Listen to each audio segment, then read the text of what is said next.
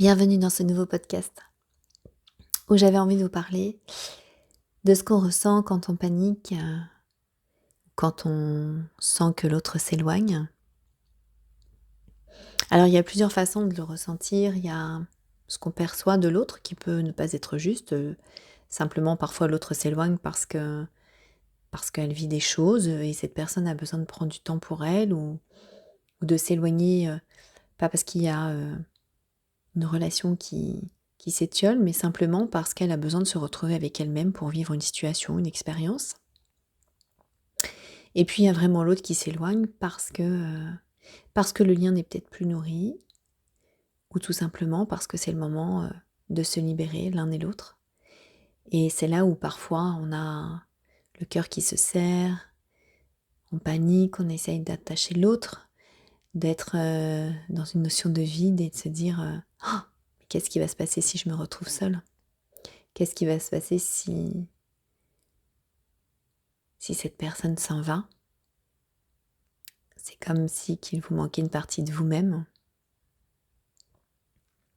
Alors la première chose, c'est peut-être aller déjà définir quelle partie de vous cette personne représente dans votre état d'être.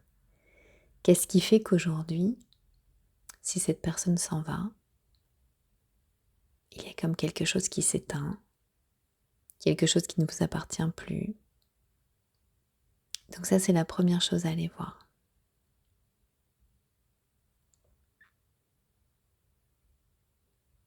Et puis,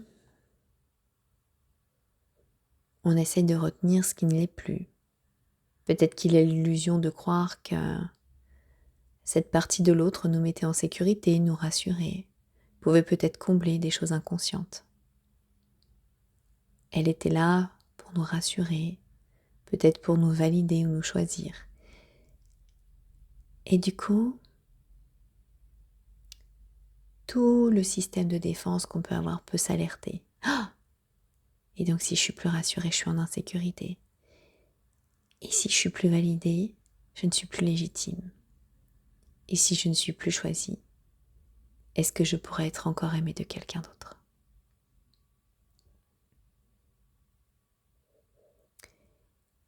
Et en fait, tant qu'on le vit à partir de là, on est dans le manque profond. L'expérience est d'accueillir que quand l'autre s'en va, c'est pour laisser place à quelque chose de plus grand, pour vous, ou aussi pour une autre rencontre. Parce qu'on se rend compte que quand l'autre part, c'est une partie de soi qui se met en lumière, qui a besoin peut-être juste d'être rencontrée. Que si j'ai peur, je vais aller traverser cette peur. Que si je me sens pas aimée, je vais aller m'aimer profondément. Que si je ne suis pas rassurée, je vais aller chercher ma sécurité intérieure. Parce que si je ne suis plus validée par l'autre, qu'est-ce qui m'empêche d'être légitime avec moi-même? La légitimité ne va pas passer par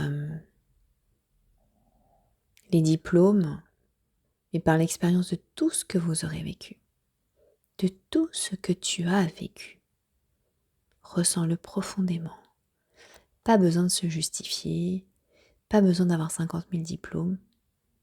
L'expérience, c'est parce que je l'ai vécu, parce que je l'ai transformé, j'ai reçu l'enseignement, alors je suis légitime d'être ce que je suis aujourd'hui.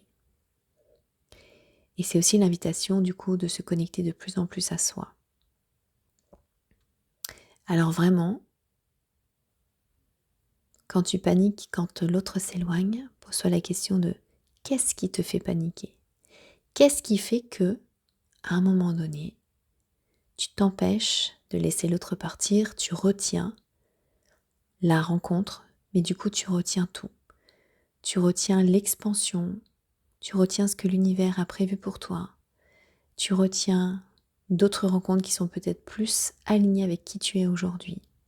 Parfois il y a des rencontres aussi qui s'étiolent parce que notre histoire et notre vibration d'il y a 5 ans, 10 ans, 1 an n'est plus la même aujourd'hui, donc du coup, les rencontres ne sont plus sur les mêmes fréquences et ont juste besoin d'être libérées. Alors, l'invitation que je te propose dans ce podcast, c'est de te faire le plus beau cadeau d'amour et de toujours laisser l'autre partir et de savoir Qu'est-ce que tu retenais pour pouvoir te l'offrir toi-même et te nourrir toi-même? À très vite.